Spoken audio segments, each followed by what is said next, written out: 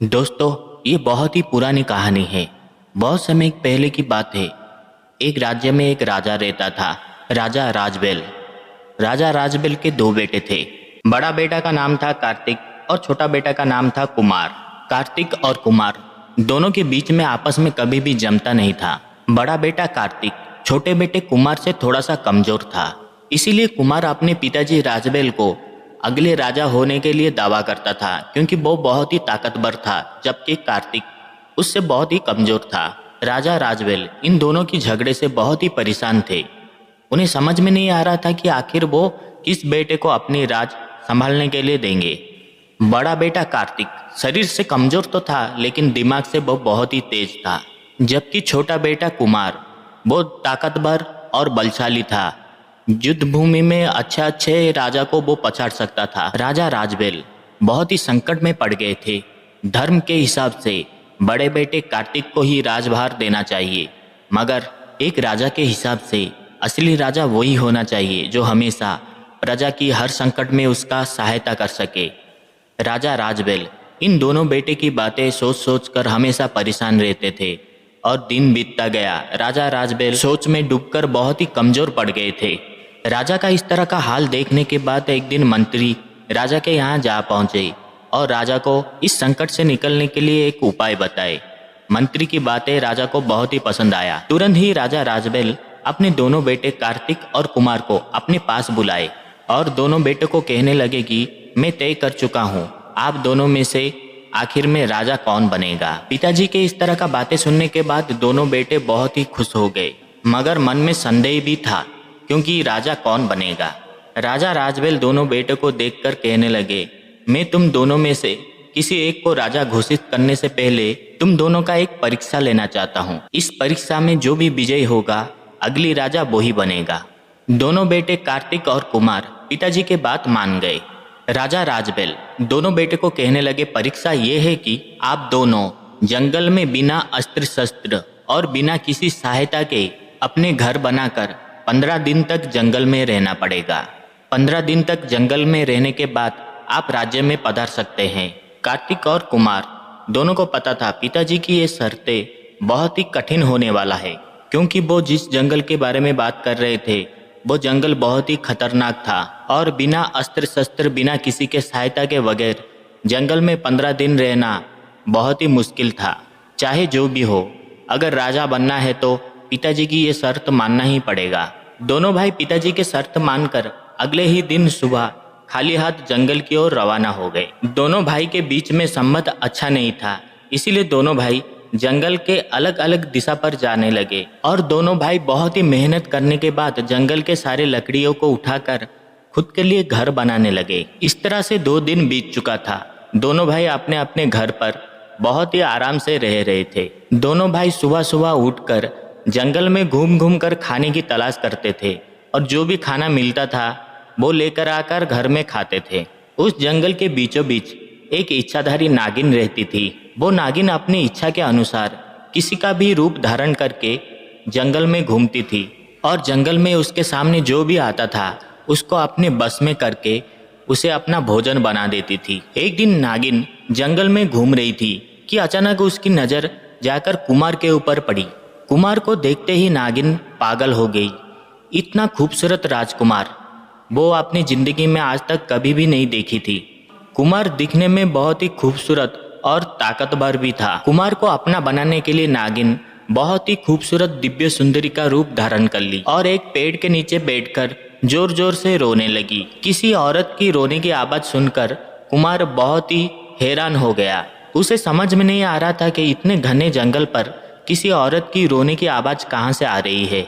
उस औरत का आवाज़ का पीछा करते हुए कुमार कुछ ही दूर जाने के बाद उसने देखा कि एक बरगद के पेड़ के नीचे एक बहुत ही दिव्य सुंदरी औरत बैठकर रो रही है। कुमार धीरे से उस औरत के पास गया और पूछने लगा, हे देवी, इतने घने जंगल पर आप यहाँ बैठकर क्यों रो रही है? क्या मैं आपकी कोई सहायता कर सकता हूँ? कुमार को अपने सामने देखकर नागिन अपना रोना बंद करके डरते हुए कहने लगी कि आप कौन है? कृपया आप मुझे मत मारिए, मैं रास्ता खो गया हूँ। मैं कहाँ जाऊँ मुझे समझ में नहीं आ रहा है। लगता है इस जंगल के अंदर मैं कहीं खो गया हूँ। उस औरत के बातें सुनने के बाद कुमार को ये पता चल गया था कि वो औरत अनजाने में रास्ता खोकर जंगल के अंदर आ गई है। कुमार ने उस औरत को सांत्वना देते हुए कहने लगा, हे देवी, आपको डरने की कोई जरूरत नहीं है। मैं एक राजकुमार हूँ। अपने पिताजी के शर्त को मानकर मैं इस जंगल में 15 दिन के लिए आया हूँ। मैं इस जंगल से 15 दिन के लिए बाहर तो नहीं जा सकता हूँ, मगर आपका मदद जरूर कर सकता हूँ, आपको जंगल के बाहर जाने का रास्ता दिखाकर। कुमार का इस तरह का बातें सुनने के बाद नागिन बहुत ही खुश हो गया। उसे पता चल गया था कि 15 दिन तक चाहे कुछ भी हो जाए, कुमार इस जंगल छोड़कर बाहर नहीं जा सकता है। नागिन रोते हुए कुमार को देखकर कहने लगी, आप मेरे लिए कोई भगवान से कम नहीं हो, नहीं तो इस घने जंगल पर मेरे सहायता करने के लिए कौन आता। मैं इस जंगल में 2 दिन से घूम रही हूँ और 2 दिन से कुछ भी खाना नहीं खाई हूँ। भूख के मारे मेरी जान जा रही है। नागिन के इतने खूबसूरत रूप को देखकर कुमार उसके बस में हो गया था। वो ना चाहते हुए भी उस नागिन को अपने घर पर बुलाकर ले गया और उस नागिन को ढेर सारे फल खाने के लिए दिया। नागिन पेट भर के फल खाने के बाद वो बहुत ही खुश हो गया और कभी भी कुमार को ना छोड़ने का निर्णय लिया। और कुछ ही समय विश्राम करने के बाद कुमार ने नागिन को कहा, चलिए मैं आपको जंगल के बाहर जाने का रास्ता दिखाता हूँ। नागिन ना चाहते हुए भी कुमार के हाँ में हाँ मिलाकर उसके साथ चलने लगी। जंगल से कुछ ही दूर जाने के बाद कुमार उस नागिन को कहने लगा, ये रहा आपका रास्ता। इसी रास्ते से अगर आप कुछ ही दूर जाने लगेंगे तो आपको शहर नजर आ जाएगा और आप अपने घर पर आसानी से पहुंच जाएंगे। नागिन जाने से पहले कुमार को कसकर गले से लगाई और कुमार को अलविदा कहकर उस रास्ते पर चले गई। नागिन जाने के बाद कुमार अपने घर जंगल के अंदर चला गया, मगर नागिन कुमार को अपने बस में कर लिया था। कुमार उस दिन रात को ठीक से सो नहीं पाया। नागिन का चेहरा उसके आंखों के सामने से जाने की नाम ही नहीं ले रहा था। वो पूरे रात भर नागिन के ख्यालों में डूबा रहा और अगले ही सुबह जंगल के उसी सड़क पर जाकर उस नागिन का इंतजार करने लगा। लेकिन उस दिन नागिन को ना पाकर बहुत ही निराश होकर वो अपने घर पर लौट गया। नागिन एक पेड़ के ऊपर छुपकर कुमार को देख रहा था। आखिरकार नागिन का जादू कुमार के ऊपर चढ़ गया था। इस तरह से 3 दिन हो गया। कुमार बिना खाए पिए सोए उस सड़क पर जाकर नागिन का इंतजार कर रहा था। चौथे दिन कुमार जंगल के उसी सड़क पर जाकर बैठा था कि उसने देखा उसकी ओर एक लड़की दौड़े हुए आ रही है। कुछ ही समय के बाद कुमार ठीक से देखा कि वो लड़की और कोई नहीं बल्कि वही नागिन थी। नागिन को अपने पास देखकर कुमार बहुत ही खुश हो गया और दौड़ते हुए जाकर उस नागिन को कसकर गले से लगा लिया। कुछ ही समय दोनों आपस में गले लगकर बहुत ही रोने लगे। थोड़ी देर के बाद कुमार नागिन को गले से अलग करके कहने लगा, हे देवी, मैं तो आपको जंगल से बाहर जाने का रास्ता दिखा दिया था, फिर आप लौटकर क्यों आए? कुमार के इस तरह का बातें सुनने के बाद नागिन हंसते हुए कहने लगी, हे राजकुमार, मैं जंगल के अंदर फिर से वापस क्यों आई मुझे पता नहीं, मगर आप बताइए, आप इस जगह पर क्या कर रहे थे और मुझे देखकर गले लगकर क्यों रोने लगे? नागिन का इस तरह का बातें सुनने के बाद कुमार थोड़ा सा शर्मा गया और कहने लगा, हे देवी, जिस दिन से आप मुझे छोड़कर गए हैं, पता नहीं क्यों मुझे ठीक से भूख नहीं लग रहा है, ना ही ठीक से नींद आ रहा है। मैं बस आपका ही ख्यालों में खोया रहता हूँ। कुमार का इस तरह का बातें सुनने के बाद नागिन थोड़ी सी शर्मा कर कहने लगी, हे राजकुमार, जो हाल आपका है, आपसे दूर होने के बाद मेरा भी वही हाल है। मैं आपसे दूर नहीं रह पाई, इसीलिए दौड़े दौड़े आपके पास भाग के आ गई। नागिन का इस तरह का बातें सुनने के बाद कुमार को ये तो पता चल गया था कि जो हाल उसका था नागिन का वही हाल था। इसका मतलब नागिन को भी उससे प्यार हो गया था। दोनों ने एक दूसरे को फिर से देखने लगे और जोर से गले लगकर रोने लगे। अगले 3 दिन के बाद पूर्णिमा आने वाला था। पूर्णिमा के रात को कोई भी इच्छाधारी नागिन एक राजकुमार का खून पीने से उसकी ताकत 10 गुना बढ़ जाता था। नागिन का मन तो हो रहा था कि उसी समय वो राजकुमार कुमार को अपना भोजन बना ले, मगर वो ना चाहते हुए भी और 3 दिन इंतजार करना चाहती थी। पूर्णिमा के रात को वो अपने नागराज के सामने उस राजकुमार के बलि लेकर उसका खून पीने वाली थी। राजकुमार का खून पीने के बाद उस नागिन का ताकत 10 गुना तक बढ़ जाता। जिस तरह से नागिन को कुमार कसकर पकड़ा था, उससे नागिन को कुमार का ताकत का अंदाजा हो गया था। कुमार बहुत ही ताकतवर था। नागिन सोचने लगी कि इस तरह से कुमार को मारना बहुत ही मुश्किल हो जाएगा। कुमार का बलि देने से पहले कुमार को कमजोर करना पड़ेगा, इसीलिए उसको एक तरकीब सूझी। उसने बहुत ही शांत होकर कहने लगा, हे राजकुमार, मैं आपसे बेपनाह प्यार करता हूँ, मगर आपके साथ विवाह नहीं कर सकता। नागिन का इस तरह का बातें सुनने के बाद राजकुमार बहुत ही परेशान हो गए और कहने लगे, ये कैसा प्यार है? तुम मुझे बेपनाह प्यार करते हो और शादी नहीं करना चाहते हो। मैं तो तुम्हें अपने राज्य का रानी बनाना चाहता था। उस राजकुमार का बातें सुनने के बाद नागिन कहने लगा, हे राजकुमार, मैं आपसे शादी तो करना चाहता हूँ, मगर मेरा मजबूरी है, क्योंकि मुझे एक ऋषि ने श्राप दिया है। मैं जिस भी इंसान को शादी करूँगा वो इंसान 2 दिन के बाद मर जाएगा, इसलिए मैं आपको शादी करके हमेशा के लिए खोना नहीं चाहता हूँ। नागिन का इस तरह का बातें सुनने के बाद कुमार और भी परेशान हो गया। कोई तो उपाय होगा इस श्राप को तोड़ने के लिए। फिर नागिन कहने लगी, एक उपाय है, मगर वो बहुत ही कठिन और जानलेवा भी है। क्या आप कर सकते हैं? नागिन का बात सुनने के बाद कुमार कहा, आपके लिए मैं कुछ भी कर सकता हूँ, चाहे वो कितना भी कठिन और नामुमकिन कार्य क्यों ना हो। कुमार के मुंह से ये सुनने के बाद नागिन ने कहा, उस ऋषि ने मुझे श्राप देने के बाद उसका तोड़ का उपाय भी बताया था। जो भी इंसान 4 दिन तक बिना खाए पिए और रोज अपने शरीर से 1 गिलास खून बहाकर मुझे देगा, 4 दिन के बाद मेरा श्राप खंडित हो जाएगा। ये सुनने के बाद कुमार ने कहा, इसमें बड़े बात क्या है? मैं आपके लिए 4 दिन क्या 4 महीने तक बिना खाए पिए भी रुक सकता हूँ, और मेरे शरीर का जितना भी खून है वो सब तुम्हारा ही है। कुमार का इस तरह का बातें सुनने के बाद नागिन मन ही मन मुस्कुराने लगी। आखिर उसका प्लान कामयाब हो गई थी। वो सिर्फ कुमार को कमजोर बनाना चाहती थी, और कुमार 4 दिन तक बिना खाए पिए अपने शरीर से 1-1 गिलास देने के बाद वो बहुत ही कमजोर हो जाएगा।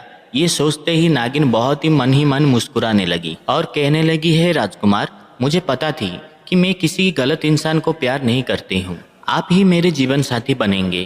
क्यों ना हम कल से ही शुरू करते हैं। मैं कल से आपके खून लेने के लिए आ जाऊंगा, मगर ये आप बात ध्यान रखिएगा कि बिना खाए पिए आपको रहना पड़ेगा। कुमार नागिन के प्यार में इस तरह से खो गया था कि उसने कहने लगा, कल से हम क्यों शुरू करें, क्यों ना आज से शुरू किया जाए। वैसे भी मैं तुम्हारे प्यार में बिना खाए पिए रात को बिना सोए 2 दिन से रहा हूँ, और आगे भी 3-4 दिन तक रह सकता हूँ। तुम ऐसा काम करो, आज से ही मेरा खून लेकर जाओ। ये कहने के बाद कुमार एक पत्थर से अपने हाथों को काट डाला। उसका हाथों का जख्म इतना गहरा था कि उसके हाथों से खून बंद होने का नाम ही नहीं ले रहा था। कुमार के हाथों से लाल रंग का खून बहता हुआ देखकर नागिन को ऐसा लगा कि वो अभी का अभी कुमार के ऊपर टूट पड़े और कुमार का सारा खून पी जाए। मगर बड़ी मुश्किल से वो खुद को संभालते हुए कहने लगी, हे राजकुमार, मैं आपको इस तरह का तकलीफ में देखकर बहुत ही दुखित हूँ, मगर मुझे खुशी इस बात का है कि हमारा प्यार कामयाब होगा। ये कहने के बाद वो अपने हाथों से एक गिलास निकालकर राजकुमार का खून निकालने लगा। कुमार नागिन के प्यार में इतना अंधा हो गया था कि उसे समझ में नहीं आ रहा था। ये एक बस नागिन का चाल है, वो पहले से ही प्लान करके आई थी। कुमार के हाथों से 1 गिलास खून लेने के बाद नागिन कहने लगी, हे राजकुमार, मैं कल इसी समय इसी जगह पर फिर से आऊँगा, आप मेरा इंतजार कीजिएगा। कुमार मुस्कुराते हुए कहने लगा, ठीक है, कल मैं इसी जगह इसी समय पर मैं भी आपका इंतजार में रहूंगा। फिर नागिन कुमार का खून लेकर उस जंगल से चली गई। कुमार उस जगह से थोड़ी ही दूर जाने के बाद बहुत ज्यादा खून बहने की वजह से उसको चक्कर आने लगा और वो रास्ते पर ही गिरकर बेहोश हो गया। और वो रास्ते पर 2-3 घंटे तक ऐसा ही बेहोश पड़ा रहा। मगर कुछ ही समय के बाद कार्तिक अपने लिए खाना ढूंढते हुए उस रास्ते से गुजर रहा था। उसने अपने भाई को बेहोशी के हालत पर देखकर उसे उठाकर अपने घर पर लेकर गया।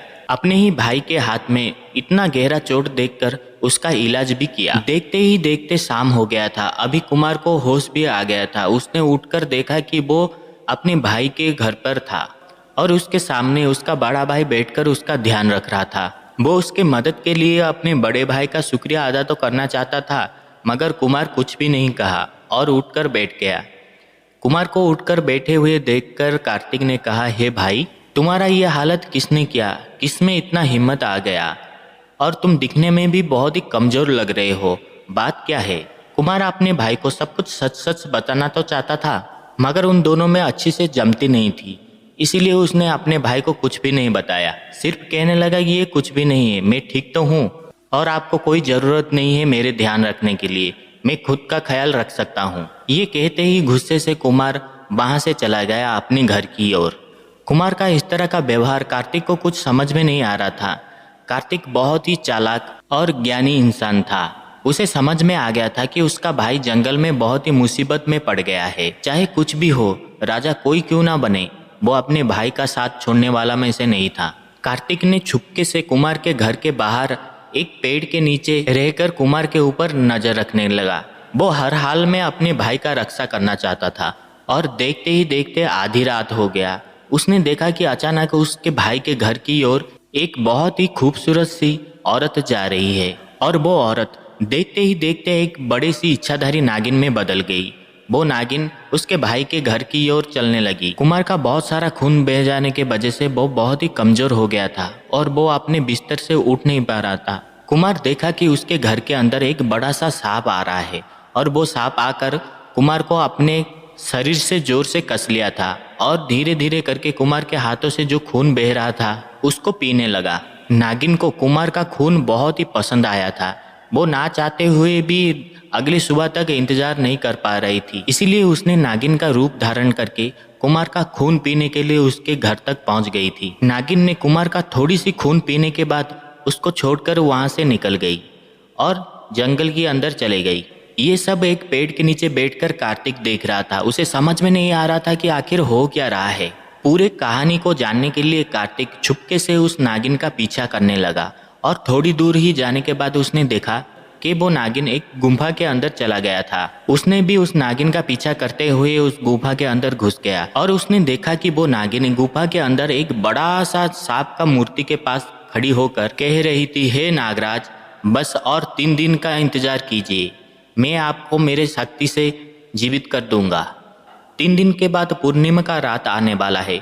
उसी रात को मैं राजकुमार का बलि देकर उसका खून पीने के बाद मेरा जो शक्ति है 10 गुना तक बढ़ जाएगा और मेरे शक्ति से मैं आपको पुनर्जीवित कर दूंगा। नागिन का इस तरह का बातें सुनने के बाद कार्तिक को समझ में आ गया था कि उसका भाई बहुत ही मुसीबत में पड़ गया है। उसने तुरंत ही उस गुफा से निकलकर अपने भाई के पास जा पहुंचा और उसने देखा कि कुमार होश में तो था मगर अपने बिस्तर से उठ नहीं पा रहा था। वो तुरंत ही भागे हुए जाकर अपने भाई को गले से लगाया और उसके हाथों से जो खून बह रहा था उसका मरम्मत करने लगा। कुमार अपने भाई को बहुत ज्यादा परेशान होते हुए देख तो पा रहा था मगर ज्यादा खून बहने के वजह से कमजोरी के कारण वो अपने भाई को कुछ भी नहीं कह पा रहा था। देखते ही देखते कुमार का आंख लग गई और थोड़ी देर आराम करने के बाद कुमार को थोड़ा सा अच्छा लगा। तब तक सुबह हो गया था और उसने देखा कि उसके भाई कार्तिक ने कुछ ताजा ताजा फल लाकर उसके पास रखे थे कुछ खाने के लिए, मगर कुमार बिना खाए पिए ही वहां से चला गया। कार्तिक जैसे ही देखा कि कुमार बिना बात किए ही बिना खाए पिए वहां से चला गया था, उसने भी कुछ भी नहीं कहा और धीरे से चुपचाप से उसका धीरे धीरे पीछा करने लगा। और कुछ ही दूर जाने के बाद एक पेड़ के पीछे छुपकर कार्तिक ने देखा कि कुमार एक औरत के साथ बात कर रहा था।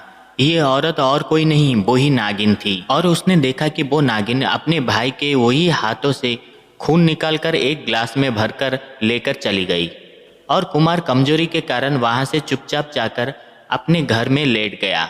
यहाँ कार्तिक भी कुमार के पीछे पीछे उसके घर तक जा पहुंचा और कहने लगा, भाई तुमको कोई अंदाजा नहीं है, तुम बहुत ही मुसीबत में फंस चुके हो। अभी अभी तुम जिस औरत को अपने खून देकर आए हो ना, वो कोई औरत नहीं है बल्कि वो एक इच्छाधारी नागिन है। कार्तिक के मुंह से इस तरह का बातें सुनने के बाद कुमार जोर जोर से हंसने लगा और कहने लगा, लगता है कि आप पागल हो गए हो। माना कि कल रात को एक सांप आकर मेरे हाथ से खून पीकर गया था, मगर ये औरत कोई इच्छाधारी नागिन नहीं है बल्कि राज्य का होने वाला अगली रानी यही है।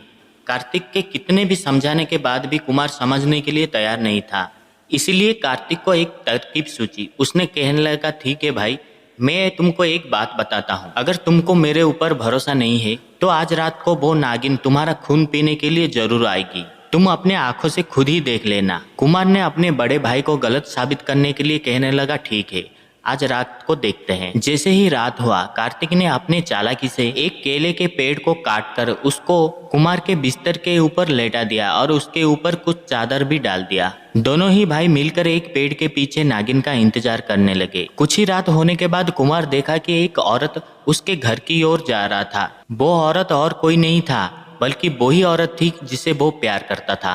देखते ही देखते वो औरत एक बड़ा सा सांप का रूप धारण कर लिया और धीरे से कुमार के घर के अंदर घुसने लगा। सांप को घर के अंदर घुसता हुआ देखकर कार्तिक जोर जोर से चिल्लाने लगा, सांप सांप। कार्तिक का आवाज़ सुनने के बाद नागिन वहां से भाग गई। अगर वो चाहती तो कार्तिक को पकड़कर वहीं पर उसको खा सकती थी, मगर ये सब करके वो कुमार को खोना नहीं चाहती थी और 2 दिन इंतजार करने के बाद उसका ताकत बढ़ने वाली थी। ये सोचकर नागिन वहां से भाग गई। ये सारी घटना कुमार देखकर जोर जोर से रोने लगा और अपने भाई को गले लगाकर माफ़ी मांगने लगा और कहने लगा, भैया मुझसे बहुत बड़ा गलती हो गया है। ये एक इच्छाधारी नागिन है, मुझे पता नहीं चला, मगर हम कर भी क्या सकते हैं। ये इच्छाधारी नागिन मुझे मारे बगैर नहीं रह सकती है और हम दोनों भाई बिना अस्त्र शस्त्र के उसका सामना भी नहीं कर पाएंगे। जो भी हो, मेरा मरना तो तय है। कुमार का इस तरह का बातें सुनने के बाद कार्तिक कहने लगा, मेरे होते हुए वो नागिन तुम्हारा कुछ भी नहीं कर सकता है। चाहे कुछ भी हो जाए, भले ही मेरे जान क्यों ना चला जाए, उस नागिन के कब्जे से मैं तुम्हें बचाकर ही रहूंगा। ये कहने के बाद वो कुमार को आराम करने के लिए कहने लगा और वो खुद ही सारी रात जगकर उस नागिन से बचने का उपाय सोचने लगा। और जैसे ही सुबह हुआ, कार्तिक ने अपने भाई कुमार के लिए कुछ ताज़ा ताज़ा फल लाए थे खाने के लिए। उसने अपने भाई को देते हुए कहने लगा, पहले तुम कुछ फल खा लो, नागिन के साथ तुम खाली पेट नहीं लड़ सकते हो। कुमार उसमें से कुछ फल खाने के बाद उसको बहुत ही आराम मिला और कार्तिक ने कुमार को कहने लगा, मैं जैसा ही कहता हूँ तुम वैसा ही जाकर उस नागिन को कहना। अगर हमारा प्लान कामयाब रहा तो उस नागिन के कैद से हमें छुटकारा मिल सकता है। फिर कार्तिक ने कुमार के कानों पर कुछ कहने लगा। अपने भाई कार्तिक का बात सुनकर कुमार को बहुत ही अच्छा लगा। सच में ये प्लान बहुत ही अच्छा था। अगर ये प्लान कामयाब हो जाता है तो उस नागिन के कैद से छुटकारा मिल सकता है। उसने अपने भाई का बात मानकर वैसा ही किया और जाकर उसी रास्ता पर उस नागिन का इंतजार करने लगा। कुछ ही समय इंतजार करने के बाद उसने देखा कि वो नागिन एक गिलास लेकर उसके पास आकर खड़ा हो गया था। नागिन को देखकर कुमार हंसते हुए जाकर उस नागिन को जोर से कसकर अपने गले से लगा लिया। कुमार के शरीर में जितना भी ताकत था वो अपने ताकत को एकजुट करके उस नागिन को जोर से कसकर पकड़ा था। कुमार उसको इस तरह से गले से लगाया था कि नागिन उससे निकल नहीं पा रहा था। और थोड़ी देर के बाद नागिन कहने लगा, हे राजकुमार, आज तो आप बहुत ही तंदुरुस्त लग रहे हैं। कुमार ने नागिन को अपनी बाहों से आजाद करके कहने लगा, हे देवी, मेरा भी एक राज है। अगर आप वादा करते हैं कि आप किसी को भी नहीं कहेंगे तो मैं अपनी ताकत का राज आपको बताऊंगा। आखिर क्या है वो राज? वो जानने के लिए नागिन बहुत ही इच्छुक था और उसने कहा, हे राजकुमार, आप मुझ पर भरोसा कर सकते हैं। फिर कुमार ने जोर जोर से हंसते हुए कहने लगा, हे देवी, मुझे आप पर पूरा भरोसा है।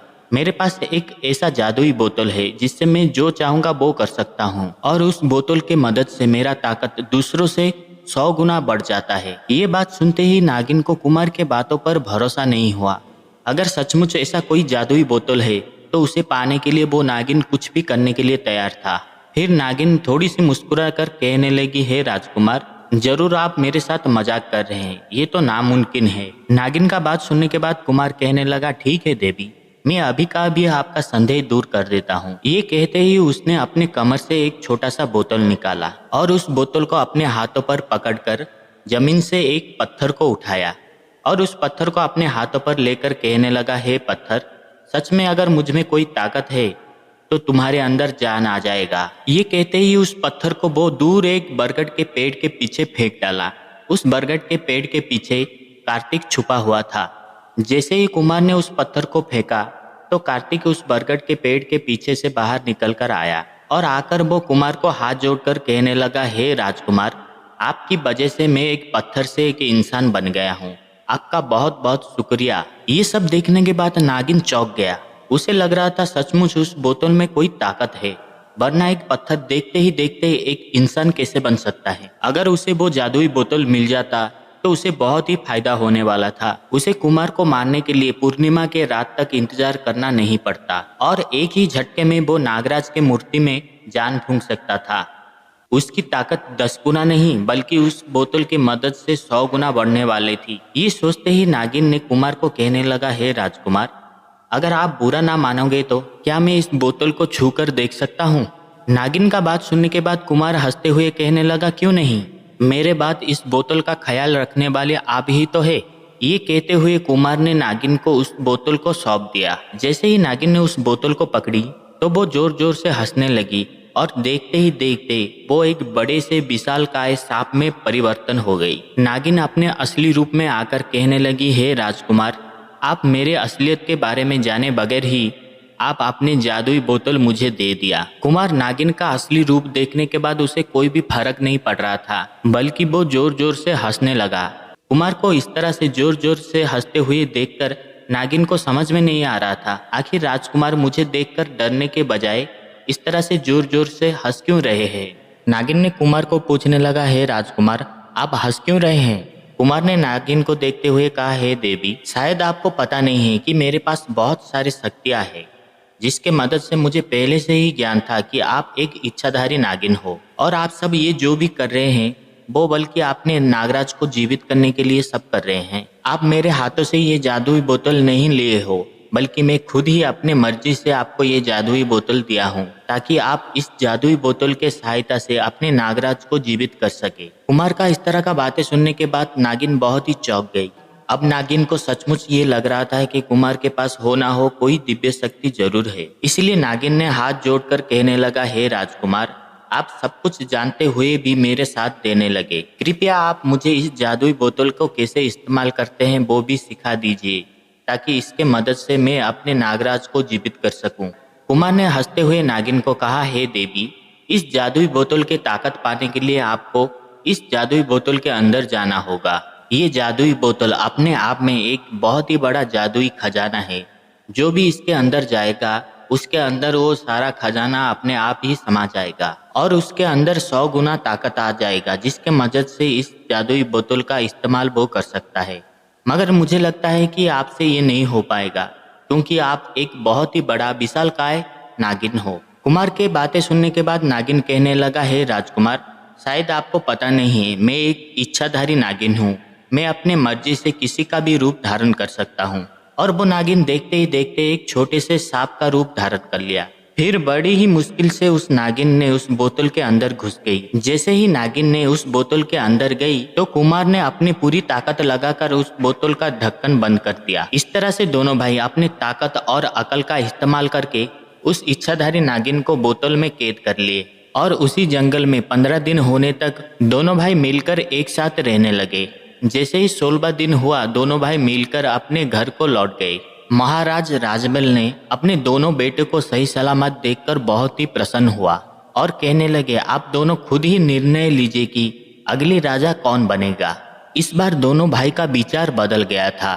कुमार ने कहा, पिताजी, मुझसे भैया बहुत ही चालाक और तेज दिमाग वाले हैं। इनके पास राजा होने का पूरा लक्षण है। मैं सिर्फ अपने ताकत पर बहुत ही घमंड करता था, मगर मैं आज जिंदा हूँ तो सिर्फ अपने भैया के चालाकी के वजह से ही जिंदा हूँ। असली राजा ताकत से नहीं, असली राजा उसे होना चाहिए जो अपने दिमाग का इस्तेमाल करके बिना कोई युद्ध किए ही अपनी प्रजा का रक्षा कर सके। कुमार का इस तरह का बातें सुनने के बाद महाराज राजवेल बहुत ही प्रसन्न हो गए और उन्होंने अपने बड़े बेटे कार्तिक को राजा घोषित किए और छोटे बेटे कुमार को राज्य का सेनापति बना दिए। दोस्तों, ये कहानी सुनने के बाद हमें ये सीखने के लिए मिलता है कि हमारा दुश्मन चाहे कितना भी ताकतवर क्यों ना हो, अगर हम सब मिलकर एक साथ उसका सामना करेंगे तो विजय हमेशा हमारा ही होगा।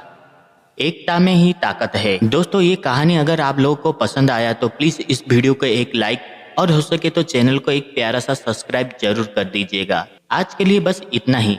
फिर मिलते हैं एक नई वीडियो में एक नई कहानी के साथ। जय हिंद।